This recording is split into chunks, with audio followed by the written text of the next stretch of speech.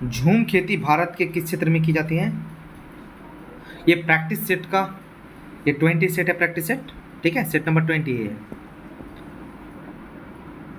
इसमें भी social science है, सोशल साइंस का ज्योग्राफी ही चैप्टर है, इसमें ज्योग्राफी और इकोनॉमिक्स दोनों को लेंगे एक साथ में, ठीक है।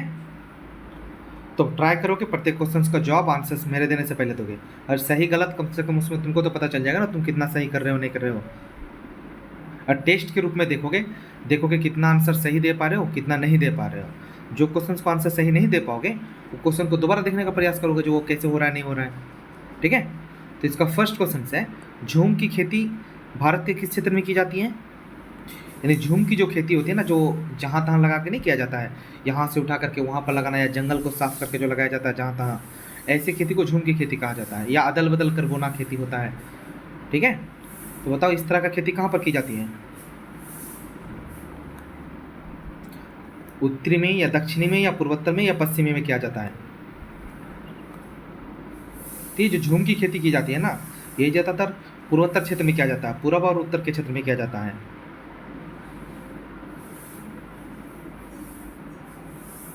पूर्वोत्तर क्षेत्र में, ठीक है। ऑप्शन सी इसका राइट आंसर होगा। नेक्स्ट क्वेश्चन है क्वेश्चन नंबर 27, इनमें से किस फसल की खेती के लिए ढालू भूमि आवश्यक है? बताओ कौन से फसल की ढालू भूमि आवश्यक है? आंसर्स दो, तुम लोग ट्राई करो, जल्दी जल्दी आंसर्स दोगे। इनमें से तो कुछ सही दे रहे हो लेकिन कुछ कुछ बचे ऐसे हैं जो गलत आंसर्स दे रहे हो, तो ट्राई करोगे सबको सही दोगे। चलो ठीक है, कोई बात नहीं है, अगर सही नहीं हो पा रहा लेकिन उसको एक बार में अगर सही ना हो पाए तो दो बार भी देख सकते हो ना, देख करके उसको सही कर सकते हो, कि यहाँ पर देखते हैं ना कौन सही कर रहा है, कौन क्या कर रहा है नहीं कर रहा है। तो फसल की खेती के लिए भूमि ढाल आवश्यक है किसके लिए? गेहूं के लिए या कपास के लिए या कहवा के लिए या गन्ना के लिए? ढाल भूमि यानी तिरछा टक का भूमि, ये होते हैं कहवा के लिए होते हैं, ठीक है। ऑप्शन सी इसका राइट आंसर है। नेक्स्ट क्वेश्चन है क्वेश्चन नंबर 28, इनमें से कौन रबी फसल है? बताओ कौन इनमें से रबी फसल है? जूट है या मूंगफली है या सरसों है या कपास है? रबी फसल कब बोया जाता है पता है ना? रबी फसल जो लगाया जाता है ना वो अक्टूबर नवंबर में लगाया जाता है, जनवरी फरवरी में इसको काट लिया जाता है। जो उसके रबी के जो पहले होते हैं वो होता है खरीफ फसल। खरीफ फसल जिसे पानी काफ़ी ज़्यादा मात्रा में चाहिए होता है, ठीक है, यानी बारिश के मौसम में लगाने वाला फसल। एक होता है जायद फसल जो कि सिर्फ गर्मी के मौसम में लगाया जाता है। तो होता है इनमें से रबी की फसल कौन है? रबी का फसल अगर बोलेंगे तो ठंडी के मौसम में लगाया जाता है, तो कौन है? सरसों है, ठीक है। सरसों के बारे में पता है ना, मखाना के बाद होता है सरसों, ठंडी के मौसम में ही ना होता है सरसों। नेक्स्ट क्वेश्चन है क्वेश्चन नंबर 29, दाल किस पौष्टिक अंश का स्रोत है? बताओ किस पौष्टिक अंश का स्रोत है दाल? कार्बोहाइड्रेट पाया जाता है। पौष्टिक अंश अगर बोले तो इसका मतलब दाल में क्या पाया जाता है, ठीक है। प्रोटीन पाए जाते हैं या विटामिन डी या अम्ल पाए जाते हैं? क्या पाए जाते हैं दाल में? तो दाल में अगर देखोगे तो दाल में प्रोटीन पाए जाते हैं, ऑप्शन बी इसका राइट आंसर है। नेक्स्ट क्वेश्चन है क्वेश्चन नंबर 30, कितनी प्रतिशत आबादी के लिए रोजगार के अवसर कृषि क्रियाकलापों में उपलब्ध होते हैं? ये क्वेश्चन हालांकि हमने कल करवा चुके हैं 2-4 क्वेश्चन, उसको रिपीट इसलिए करवा रहे हैं ताकि तुम्हारा याद रहे अच्छे से, ठीक है। 53.8% जो लोग हैं ना वो रोजगार ज़्यादातर किस पे आबाद है? कृषि पर ही है। नेक्स्ट क्वेश्चन है क्वेश्चन नंबर 31 में अगर देखोगे अनानास उत्पादन में अग्रणी राज्य कौन है? यानी किस, आज का ये नया क्वेश्चन से समझ जाओ, यहीं से नया क्वेश्चन से स्टार्ट होगा, ठीक है। अनानास उत्पादन में अग्रणी राज्य कौन है? और तुम लोग ट्राई करोगे ना, नाम लिख करके चैट करोगे, अगर नाम लिख के चैट करोगे ना तो वो ज़्यादा महसूस होगा यहाँ पर, या वो याद हो जाएगा डायरेक्ट तुम लोग का दिमाग में, ठीक है। बताओ अनानास उत्पादन में अग्रणी राज्य कौन सा है? यानी किस राज्य में सबसे ज़्यादा अनानास उत्पादन किया जाता है? क्या त्रिपुरा में, कर्नाटक में, केरल में या मेघालय में? कहाँ पर किया जाता है ये? जो अनानास का जो उत्पादन होता है ना वो सबसे ज़्यादा मेघालय में होते हैं। ऑप्शन डी इसका राइट आंसर है। नेक्स्ट क्वेश्चन है क्वेश्चन नंबर 32, भारत का नारियल प्रदेश किसे कहा जाता है? नारियल प्रदेश अगर बोला जाए तो इसका मतलब नारियल की खेती सबसे ज़्यादा कहाँ पर होती है? क्या कर्नाटक में होती है नारियल की खेती, या केरल में, या उड़ीसा में, या बिहार में? कहाँ पर होती है सबसे ज़्यादा नारियल की खेती? कहाँ पर होती है नारियल की खेती? तो नारियल का खेती अगर देखोगे तो वो केरल में होते हैं सबसे ज़्यादा। ऑप्शन बी इसका राइट आंसर है, ठीक है, केरल में सबसे ज़्यादा होते हैं। नेक्स्ट क्वेश्चन से क्वेश्चन नंबर 33, ऑपरेशन फोल्ड 1 योजना किस वर्ष प्रारंभ की गई है? जो ऑपरेशन फोल्ड 1 जो योजना है किस वर्ष प्रारंभ की गई है? बताओ 1970 में या 1980 में या 1985 या 1905 में? 2005 में। ऑपरेशन फोल्ड 1 योजना किस वर्ष प्रारंभ की गई है? तुम लोग ट्राई करोगे ना, यहाँ पर स्टेट मानने से पहले तुम लोग अगर पढ़े होगे तो तुम लोग के लिए बेनिफिट है, अगर नहीं पढ़े हो तो इसको दोबारा कम से कम करना होगा। एक बार तुम लोग अच्छे से देख लो जो किस टाइप से उसका आंसर्स दे रहे हैं, उसके बाद दूसरी बार में क्या करोगे, इसका आंसर्स को तुम लोग उत्तर देने का प्रयास करोगे दोबारा देखने के बाद, ठीक है। तो उससे ये भी होगा, पता चल जाएगा जो तुम लोग कितना एनालिसिस किए हो, क्या कर रहे हो नहीं कर रहे हो उससे, ठीक है। तो 1970 में है ऑपरेशन फोल्ड जो 1 योजना जो पारित किया था 1970 में क्या था, ठीक है। नेक्स्ट क्वेश्चन से क्वेश्चन नंबर 34, इनमें कॉफ़ी की किस्म कौन सी है? रेबिका है, रेबिका या रूबिका कॉफ़ी माना जाएगा, लिबरेका या रोबिस्टा या इनमें से सभी? बताओ इनमें से कॉफ़ी की किस्म कौन सी है? ये रेबिका क्या है? रेबिका ए ऑप्शन है, ध्यान रखोगे, रेबिका ए ऑप्शन है।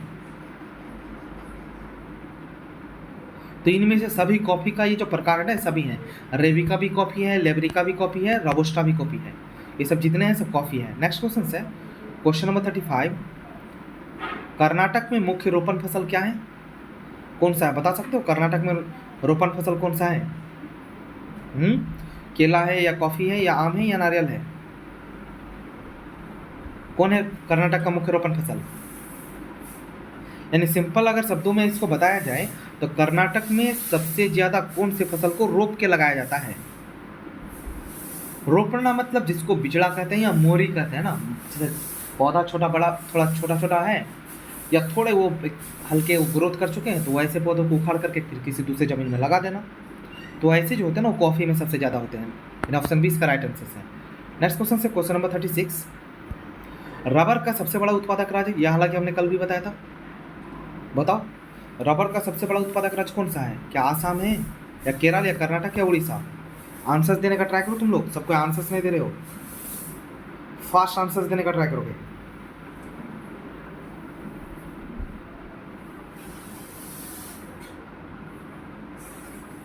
बताओ क्या आएगा इसका आंसर्स? ये हालांकि बता चुके हम, तो केरल होगा, ठीक है। अच्छा बता सकते हो आसाम में किसकी खेती सबसे ज़्यादा की जाती है? आसाम हो गया, कर्नाटक हो गया, हमने अभी जस्ट बताया आसाम और कर्नाटक के बारे में। अगर आसाम में देखोगे किस चीज़ की खेती सबसे ज़्यादा की जाती है? कर्नाटक में अगर देखोगे तो कॉफ़ी भी तो कर्नाटक में होते ही है ना, तमिल में भी कॉफ़ी होते हैं ना, लेकिन आसाम में सबसे ज़्यादा क्या होते हैं? चाय की खेती होती है, ठीक है। नेक्स्ट क्वेश्चन से क्वेश्चन नंबर 37, जायद फसलें किस ऋतु में उगाई जाती है? हाँ बताओ, जायद फसल के बारे में हमने बताया अभी, जायद फसल के बारे में भी बताएं। बताओ जायद फसल किस ऋतु में, ऋतु यानी मौसम, कौन से मौसम में लगाया जाता है जायद फसल को? ग्रीष्म में लगाया जाता है या शरद में या वर्षा में या बसंत में? जायद फसल जो गर्मी के मौसम में होते हैं या ठंडी के बाद जो होते हैं, ठंडी के बाद को ग्रीष्म कहा जाता है। शरद जो होते हैं ना, ये शरद ठंडी का मौसम को कहते हैं। वर्षा का मौसम तो बारिश ही होते हैं। बसंत यानी सुनहरा मौसम जिसको कहते हैं, पतझड़ का मौसम हो गया, वर्षा का मौसम, वो सब हो गया। नेक्स्ट क्वेश्चन से क्वेश्चन नंबर 38, अंतर्राष्ट्रीय फसल अनुसंधान संस्थान कहाँ पर है? अंतर्राष्ट्रीय जो फसल अनुसंधान संस्थान है जिसमें फसलों को कैटेगरी में बांटा जाता है या फसलों के बारे में जिसमें अध्ययन किया जाता है, तो उसका जो अनुसंधान संस्थान है कहाँ पर है? यानी सिंपल में कॉलेज खोल के रखा है, संस्था खोल के रखा है, केरल में है या हैदराबाद में है, कर्नाटक में है या उड़ीसा में, कहाँ पर है? बताओ जल्दी से। तुम लोग पता है रीड करो यार, तो ऑब्जेक्टिव का सेट तो सबके पास है ना, कम से कम अगर ऑब्जेक्टिव का सेट है तो उससे पढ़े होगे तो इसमें तो आंसर आसानी से दे सकते हो, डाउट तो तुम लोग को नहीं होना चाहिए बिल्कुल भी। अंतर्राष्ट्रीय फसल अनुसंधान संस्थान अगर देखोगे तो ये हैदराबाद में, यानी ऑप्शन 20 का राइट आंसर है, ठीक है। नेक्स्ट क्वेश्चन से क्वेश्चन नंबर 20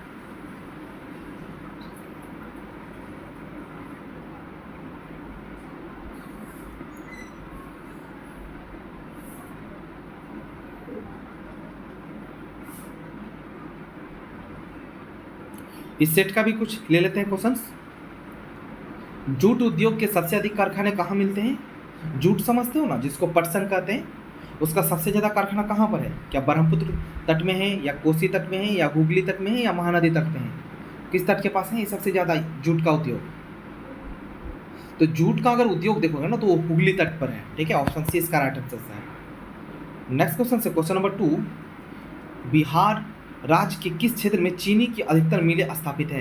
यानी बिहार के किस राज्य में जो चीनी का मिल है ना सबसे ज़्यादा स्थापित किया गया है? क्या पूर्णिया में, या भागलपुर में, पटना में, या सीवान या चंपारण में?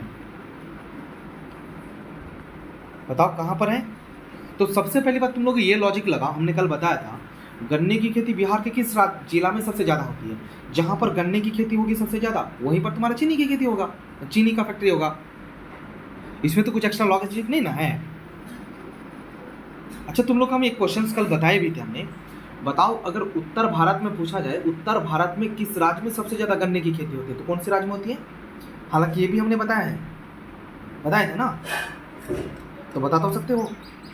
उत्तर भारत में हमने बताया अगर उत्तर भारत पूछ रहा तो उत्तर से यू से उत्तर होते हैं, यू से यूपी होगा, ठीक है। राज्य पूछा जाए उत्तर भारत में तो यूपी है। अगर दक्षिण भारत में पूछा जाए जो गन्ने की खेती दक्षिण भारत में किस राज्य में होती है सबसे ज़्यादा, अगर दक्षिण भारत के बारे में चर्चा हो, दक्षिण भारत के बारे में, साउथ इंडियन के बारे में, तो साउथ इंडियन में अगर देखो तो महाराष्ट्र में सबसे ज़्यादा किसकी खेती होती है? गन्ने की खेती होती है। लेकिन उत्तर भारत में उत्तर प्रदेश में। लेकिन अगर बिहार का जिला पूछा जाए जो बिहार के किस जिले में गन्ने की खेती सबसे ज़्यादा होती है, तो वो होते हैं तुम्हारा पश्चिम चंपारण में होते हैं, ठीक है। चंपारण के इलाके में होते हैं। जब चंपारण के इलाके में होते हैं बिहार में, तो ऑब्वियस बात है जब बिहार राज्य का पूछ रहा है चीनी मिल के बारे में, तो खेती हो रहा है चंपारण में, तो चंपारण में ना होगा इसका चीनी का मिल सबसे ज़्यादा, इसलिए राइट आंसर जो होगा डी हो जाएगा इसका, ठीक है। थर्ड नंबर क्वेश्चन है, भारत में तांबा गलाने का आधुनिक कारखाना सबसे पहले कहाँ खुला है? यानी भारत में जो तांबा गलाने का जो आधुनिक कारखाना जो ना आज के टेक्नोलॉजी की तरह से जो खोला गया है तांबा को गलाने के लिए, वो कहाँ पर खोला गया है? तूतीकोरिन में, या खेतड़ी में, या घाटशिला में, या जमशेदपुर में? बताओ कहाँ पर खोला गया है? भारत में तांबा गलाने का जो आधुनिक कारखाना है ना, ये अगर देखोगे कहाँ पर खोला गया तो ये खोला गया है घाटशिला में खोला गया है, यानी ऑप्शन सी इसका राइट आंसर है। अच्छा खेतड़ी में सबसे ज़्यादा क्या पाया जाता है बता सकते हो हमको? हालांकि हमने बताया था खेतड़ी में सबसे ज़्यादा क्या पाया जाता है, बताओ जल्दी से, खेतड़ी में क्या पाया जाता है सबसे ज़्यादा? तब तक हम नेक्स्ट क्वेश्चन देख रहे हैं। 4 नंबर, निम्नलिखित में से कौन उद्योग कृषि पर आधारित नहीं है? बताओ इनमें से कौन सा ऐसे उद्योग है जो कृषि पर आधारित नहीं है, यानी कृषि से उसका कोई मतलब ही नहीं है। बताओ कौन सा उद्योग? सूती वस्त्र, या सीमेंट, या चीनी, या जूट वस्त्र? ये हालांकि हमने बताया था ये भी, और लिखवाए भी हमने ये। बताओ कौन सा उद्योग है कृषि पर आधारित नहीं है? अगर कृषि पर आधारित नहीं है तो सीमेंट उद्योग है ना, सीमेंट से कृषि का कोई लेना देना है इसका है? अरे सूती कपड़ा बनेगा तो कृषि तो चाहिए इसमें, चीनी बनेगा खेती इसमें भी चाहिए, जूट से वस्त्र तैयार करोगे तो इसमें भी तो खेती चाहिए, लेकिन सीमेंट के लिए कोई जरूरी नहीं है, ठीक है। अच्छा बैक में हम क्वेश्चन दिए थे खेतड़ी के बारे में, बताओ खेतड़ी में क्या है पाया जाता है सबसे ज़्यादा? तो खेतड़ी में अगर सबसे ज़्यादा पाया जाता तो वो पाया जाता तुम्हारा खेतड़ी में तांबा पाया जाता। खेतड़ी कहाँ पर है? राजस्थान में है, ठीक है, ध्यान रखोगे। क्वेश्चन नंबर 5 है, निम्न में कौन उपभोक्ता उद्योग है? उपभोक्ता समझ रहे हो कि नहीं समझ रहे हो? बताओ उपभोक्ता उद्योग कौन है? उपभोक्ता यानी उपभोग करने वाला, खपत करने वाला। कौन ऐसे इनमें से मटेरियल्स है या उद्योग है जिसमें डायरेक्ट कोई खपत कर देता है किसी चीज़ का, या ख़त्म कर देता है, या उसको यूज करते हैं हम डायरेक्ट उसको खाने के रूप में या प्रयोग के रूप में। हाँ खाने के रूप में बोल सकते हैं। उपभोक्ता मतलब हम उपभोग कर रहे हैं ना, हम खा रहे हैं उसको ना, यूज कर रहे हैं, प्रयोग कर रहे हैं। तो चीनी होगा, सीमेंट होगा, अदरक होगा, या लो। अगर तुम लोग को नहीं भी पता ना तो यहाँ पर कॉमन सेंस अगर लगाओगे तो देखोगे इसमें सीमेंट, अदरक, लोह इस्पात ये तो कैटेगरी पदार्थ के हैं, है ना, धातु के हैं, कुछ नहीं धातु के भी हैं, कुछ पदार्थ के ऐसे हैं। लेकिन क्या चीनी इसमें से कोई है कैटेगरी का? चीनी तो अलग है, चीनी तो खाने का उपयोग होते हैं, तो ऑब्वियस बात है ऐसे चीनी ही होगा। क्वेश्चन नंबर 6 है, निम्नलिखित में से कौन छोटे पैमाने का उद्योग है? बताओ कौन ऐसे उद्योग है जो छोटे पैमाने में काम होते हैं? क्या चीनी उद्योग, कागज उद्योग, खिलौना उद्योग, या विद्युत उपकरण उद्योग?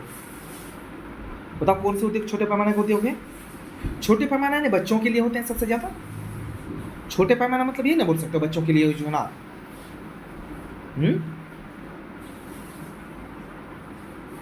छोटे पैमाने का अगर उद्योग देखोगे तो है खिलौना उद्योग है, ऑप्शन सी इसका राइट आंसर है, ठीक है। नेक्स्ट क्वेश्चन से क्वेश्चन नंबर 7, भोपाल रिश्दी में किस गैस का रिसाव हुआ था? ये हमने केमिस्ट्री में भी हमने बताया था। बताओ भोपाल में जो गैस रिश्दी हुआ था, गैस रिश्दी वो कौन सी गैस रिश्दी हुआ था? कार्बन डाइऑक्साइड हुआ था या कार्बन डाइऑक्साइड हुआ था? अच्छा दोनों सेम हो चुके हैं। मेथाइल आइसोसाइनाइड हुआ था या सल्फर डाइऑक्साइड हुआ था? बताओ कौन सी गैस हुआ था?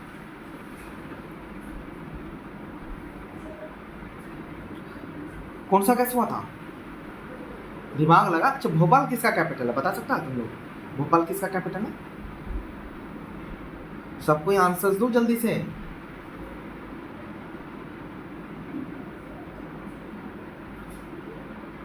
किसी किसी का आंसर आता है, किसी का नहीं आता है। ट्राई करो, सबको आंसर्स गलत सही जो भी हो ट्राई करो। एक बार हमने क्या बोला, जो देखो पहली बार अगर जितना हो सका खुद से दिया, हमने जो बताया वो देख लिया, उसके बाद सेकंड बार फिर देखो जो कितना आंसर्स तुम दे पा रहे हो।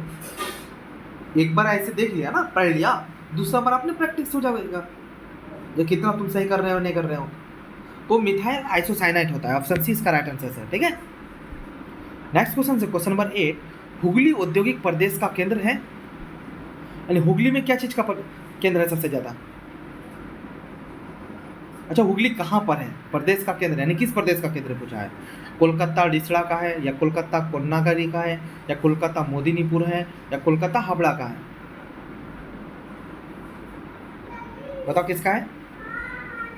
तो कोलकाता डिसड़ा का है। कोलकाता डिसड़ा यानी ऑप्शन ए इसका राइट आंसर है। नेक्स्ट क्वेश्चन से क्वेश्चन नंबर 9, कहाँ का रेलवे वर्कशॉप एशिया में सबसे पुराना है?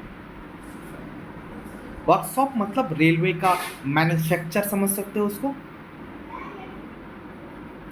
तो सबसे पुराना कहाँ पर है बताओ, कहाँ पर है? तो कपूरथला में है। जो नहीं आएगा उसको नोट कर लोगे या प्रैक्टिस कर लोगे, अच्छे से नोट कर लोगे तो ज़्यादा बेनिफिट रहोगे। स्टार पॉइंट देके या एक ऐसा पहचान देकर नोट कर लो ताकि तुमको याद रहे ना वो। 10 नंबर क्वेश्चन है, भारत का कौन सा नगर इलेक्ट्रॉनिक उद्योग की राजधानी है? इलेक्ट्रॉनिक उद्योग अगर बोला जाए यानी इलेक्ट्रॉनिक यानी विद्युत उपकरण का सामान सबसे ज़्यादा मिलता है। बताओ कहाँ पर? कोलकाता में, बेंगलुरु में, या दिल्ली में, या पुणे में? बताओ कहाँ पर है? इलेक्ट्रॉनिक की राजधानी अगर बोला जाए तो बेंगलुरु में है ना, ऑप्शन बी इसका राइट आंसर है। ठीक है, अब इकोनॉमिक्स का भी थोड़ा सेट देख लेते हैं। इसका भी 20 नंबर क्वेश्चन तक हालांकि हम कल करवा चुके हैं। ठीक है, पर 20 देख लेते हैं थोड़ा बहुत। किस क्षेत्र को द्वितीयक क्षेत्र कहा जाता है? बताओ इनमें से कौन ऐसे क्षेत्र है जो द्वितीयक क्षेत्र है? सेवा क्षेत्र है, कृषि क्षेत्र है, उद्योग क्षेत्र है, या कौन सा है? तुम जानते हो ना कृषि को 3 क्षेत्र में बांटा गया। न्यायिक क्षेत्र को प्राथमिक क्षेत्र, द्वितीयक क्षेत्र और तृतीयक क्षेत्र। प्राथमिक क्षेत्र में कौन आते हैं? कृषि वगैरह। और द्वितीयक में मैन्युफैक्चर प्लांट। तृतीय में अगर देखोगे तो जो सेवा देता है, जैसे बैंक हो गया, दुकानदार हो गया, ये सब सेवा देता है ना लोग। ठीक है, तो द्वितीयक कौन है इनमें से? तो उद्योग देखोगे, अगर उद्योग है तो उद्योग द्वितीय है।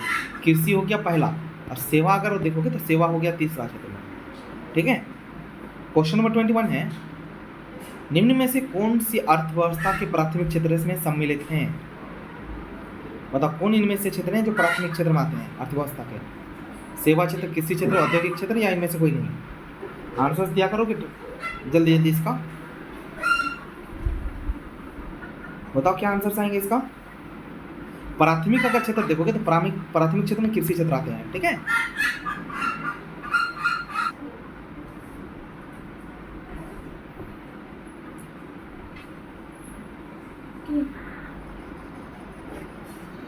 क्वेश्चन नंबर 22 है, किस क्षेत्र को प्राथमिक क्षेत्र में सम्मिलित है?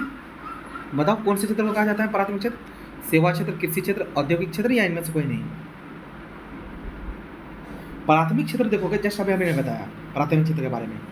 तो प्राथमिक क्षेत्र यानी जो प्रथम आते हैं, प्रथम कौन आते हैं? कृषि आते हैं ना। सेवा क्षेत्र तृतीय क्षेत्र होते हैं। औद्योगिक अगर देखोगे तो औद्योगिक कौन होते हैं? द्वितीय क्षेत्र होते हैं। ठीक है, क्वेश्चन नंबर 23 है, आंसर्स देखो सबको ही दिया करोगे और ट्राई करोगे अगर चैट बॉक्स में लिख सकते हो ना पूरा आंसर्स, तो तुम लोग के लिए और ज़्यादा बेनिफिट होगा, उसमें याद भी हो जाएगा। क्वेश्चन नंबर 23 में, भारत में योजना आयोग का गठन कब किया गया था? 15 मार्च 1950 को, या 15 सितंबर 1950 को, या 15 अक्टूबर 1951 को, या इनमें से कोई नहीं? बताओ भारत में योजना आयोग का गठन कब किया गया है? 15 मार्च 1950 को किया गया है। ऑप्शन ए इसका राइट आंसर है। अच्छा, योजना आयोग की जगह में आज कौन सा आयोग आया है बताओ तो? नीति आयोग आया है, जो कि 2015 में लागू है। ठीक है, अगर नीति आयोग का अध्यक्ष पूछा जाए तो प्रधानमंत्री होते हैं, ध्यान रखोगे। क्वेश्चन नंबर 24 है, इनमें से किस देश में मिश्रित अर्थव्यवस्था है? मिश्रित ने मिला हुआ पैसा है। बताओ अमेरिका में, चीन में, भारत में, या इनमें से कोई नहीं? मिश्रित अर्थव्यवस्था कहाँ पर है? अगर मिश्रित अर्थव्यवस्था देखोगे तो वो भारत में है, ठीक है। ऑप्शन सी इसका राइट आंसर है। सबको आंसर्स दिया करो, तुम लोग इतना लेट क्यों करते हो आंसर्स देने के लिए? ट्राई करोगे सबको आंसर्स पहले पहले दे दोगे।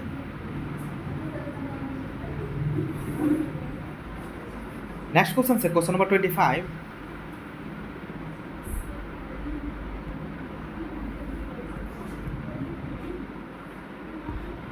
इनमें से किसे पिछड़ा राज्य कहा जाता है? बताओ कौन ऐसे पिछड़ा राज्य है? पंजाब, केरल, बिहार, दिल्ली। हालांकि हमने बताया भी था, सर थ्योरी भी लिखवाए थे पिछड़ा राज्य के बारे में। ये क्यों है, क्या चीज़ की कमी के कारण बिहार पिछड़े राज्य में गिनते हैं? तो है बिहार, ठीक है। पिछड़ा राज्य में अगर देखोगे तो बिहार आते हैं, ठीक है। क्वेश्चन नंबर 26 है, भारत में सेवा क्षेत्र को सामान्यतः कितने भागों में बांटा जा सकता है? सेवा जो क्षेत्र है उसको कितने भागों में बांटा गया है? 2 भागों में, 4 भागों में, 6 या 8 भागों में बांटा गया है? सेवा क्षेत्र जानते हो ना, सेवा क्षेत्र को तृतीय क्षेत्र भी कहते हैं, या सेवा क्षेत्र भी मान सकते हो उसको। कितने भागों में बांटा गया उसको? अगर सेवा क्षेत्र को देखोगे तो सामान्यतः 2 भागों में बांटा गया, और ऑप्शन है इसका राइट आंसर है, ठीक है। नेक्स्ट क्वेश्चन से क्वेश्चन नंबर 27, अर्थव्यवस्था की आर्थिक क्रियाओं को कितने भागों में बांटा जा सकता है? जो अर्थव्यवस्था है, अर्थव्यवस्था की आर्थिक क्रियाओं को कितने भागों में बांटा जा सकता है? बताओ, 2 भागों में, 3 भागों में, 4 भागों में, 5 भागों में, कितने भागों में बांटा जा सकता है? फास्ट आंसर्स दो।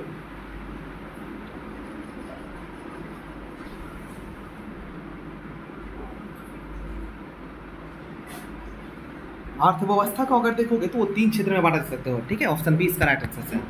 नेक्स्ट क्वेश्चन से क्वेश्चन नंबर 28, सन 2008 से 2009 के अनुसार भारत की औसत प्रति व्यक्ति आय क्या है? 2008 और 9 के अनुसार भारत की औसत प्रति व्यक्ति आय क्या है?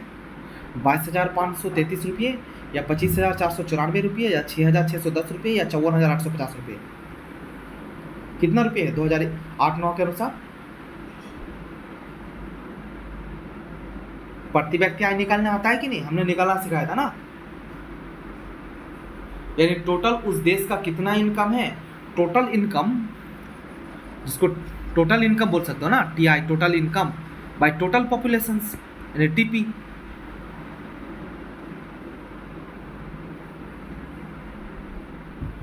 उसी को ना कहते हैं पीसीआई का फुल फॉर्म, ये पर कैपिटल इनकम। क्वेश्चन नंबर 29 है, भारत में पहली पंचवर्षीय योजना की अवधि कौन थी? बताओ, भारत में पहली पंचवर्षीय योजना की अवधि कौन थी?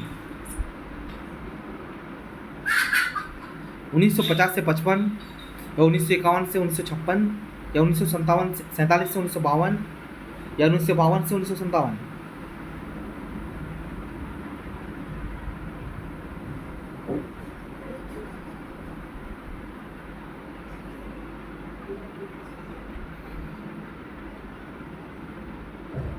जो पहली पंचवर्ष, पहली 1951 से 56 में है, ठीक है। ऑप्शन बी इसका राइट आंसर है। नेक्स्ट क्वेश्चन से क्वेश्चन नंबर 30 है, राष्ट्रीय विकास परिषद का गठन कब किया गया था? बताओ, राष्ट्रीय विकास परिषद का गठन कब किया गया था? हालांकि इनमें से कुछ क्वेश्चन तुम लोग को लिखवा भी चुके हैं, ठीक है। 6 सितंबर, अच्छा नहीं भी लिखवाए हैं ना, तो ऐसे तुम देख सकता है ना रिवीजन के तौर पर। 6 सितंबर 1952 को, या 6 अप्रैल 1952 को, या 6 अगस्त 1952 को, या 6 अप्रैल 1953 को? बताओ कब है राष्ट्रीय विकास परिषद का गठन कब किया गया था? तो 6 अगस्त 1952 को गठित किया गया था, ठीक है। 6 अगस्त 1952 को, यानी ऑप्शन सी इसका राइट आंसर है। क्वेश्चन नंबर 31 है, मानव विकास सूचकांक के कितने सूचक हैं? कितने सूचक हैं मानव विकास सूचकांक के? 2 है, 3 है, 4 है, 5 है, कितने हैं? तो मानव विकास के जो सूचकांक अगर देखोगे ना वो 3 है, ठीक है। ऑप्शन बी इसका राइट आंसर है। नेक्स्ट क्वेश्चन से क्वेश्चन नंबर 32, संपूर्ण क्रांति का नारा किसने दिया था? किसने दिया था संपूर्ण क्रांति का नारा? विनोबा भावे ने दिया था, डॉक्टर राजेंद्र प्रसाद ने दिया था, या जगजीवन राम ने दिया था, या जयप्रकाश नारायण ने दिया था? किसने दिया था ये? तो ये जयप्रकाश नारायण ने दिया था ना। ऑप्शन डी इसका राइट आंसर है, ठीक है। नेक्स्ट क्वेश्चन से क्वेश्चन नंबर 33, मनरेगा के अंतर्गत ग्रामीण मजदूरों को साल में कम से कम कितने दिनों के लिए रोजगार देने की आवश्यकता है? यह हालांकि हमने बताया भी था, कितने दिन रोजगार देना है साल में? कम से कम 100 दिनों का रोजगार देना है। अच्छा, कितने दिन की मजदूरी एक दिन की मजदूरी क्या होनी चाहिए? तो लगभग 245 के आसपास में ये डिसाइड किया गया, 245 का लगभग देना होगा, ठीक है, एक दिन का मजदूरी। क्वेश्चन नंबर 34 है, आर्थिक क्रियाओं का उद्देश्य होता है, बताओ क्या होते हैं आर्थिक क्रियाओं का उद्देश्य? जीवकोपार्जन है, मनोरंजन है, ये भी दोनों है या क्या?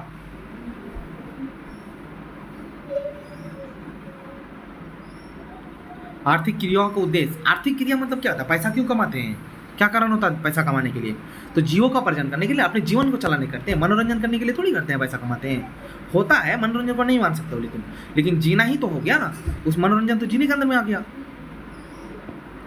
क्वेश्चन नंबर 35 है, भारत की आर्थिक व्यवस्था है, भारत में किस प्रकार का आर्थिक व्यवस्था है? समाजवादी, पूंजीवादी, मिश्रित या इनमें से कोई नहीं? बताओ किस टाइप की है आर्थिक व्यवस्था भारत में?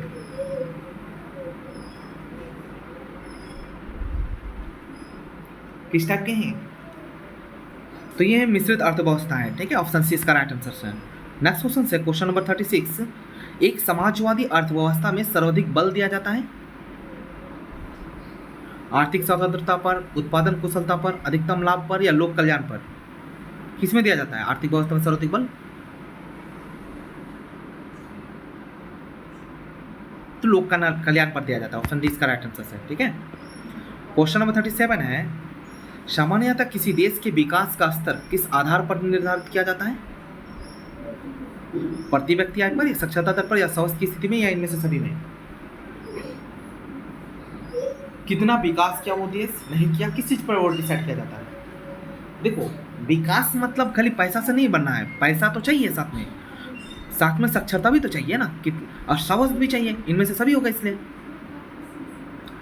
क्वेश्चन नंबर 38 है, भारत के पड़ोसी देशों में किस देश की प्रति व्यक्ति आय सबसे अधिक है? भारत के आसपास में कोई ऐसा देश है जिसका प्रति व्यक्ति आय सबसे ज्यादा है? वो श्रीलंका में, ध्यान रखोगे, वो श्रीलंका में है, ठीक है। क्वेश्चन नंबर 39, जिस देश की राष्ट्रीय आय अधिक होती है उस देश को कहते हैं, यानी जिस देश में मनुष्य की राष्ट्रीय आय सबसे ज्यादा है तो उस देश को क्या कहते हैं? विकासशील कहेंगे, विकसित देश कहेंगे या अर्धविकसित देश या अविकसित कहेंगे? अगर देश के पास ज्यादा पैसा है तो क्या कहेंगे उसे? अगर पैसा देश के पास ज्यादा है तो इसका मतलब अमीर है ना, तो उसे क्या कहेंगे? विकसित कहेंगे। अगर जिस देश के पास पैसा कम है उसे क्या कहेंगे? विकासशील कहेंगे, ध्यान रखोगे, ठीक है।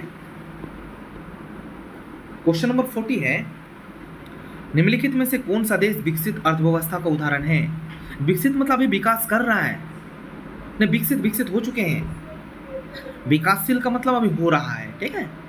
अगर विकसित हो चुका है, अगर देखोगे तो इंडोनेशिया, श्रीलंका है या भारत है या अमेरिका है, या सबसे अमीर मानो कौन सा है? तो अमेरिका देखोगे सबसे अमीर है। अगर भारत को देखोगे, श्रीलंका को देखोगे, ये सब जो देश है ना, ये सब विकासशील देश हैं, ध्यान रखोगे। पूछा जाता है कभी कभी इनमें से कौन सा विकासशील देश है, तो कौन है? भारत और श्रीलंका है, ठीक है। लेकिन विकसित में अगर देखोगे तो वो अमेरिका है, ठीक है। फिर मिलते हैं सेकंड क्लास में, यानी हिंदी उर्दू के लिए। अभी के लिए बस इतना ही, ठीक है।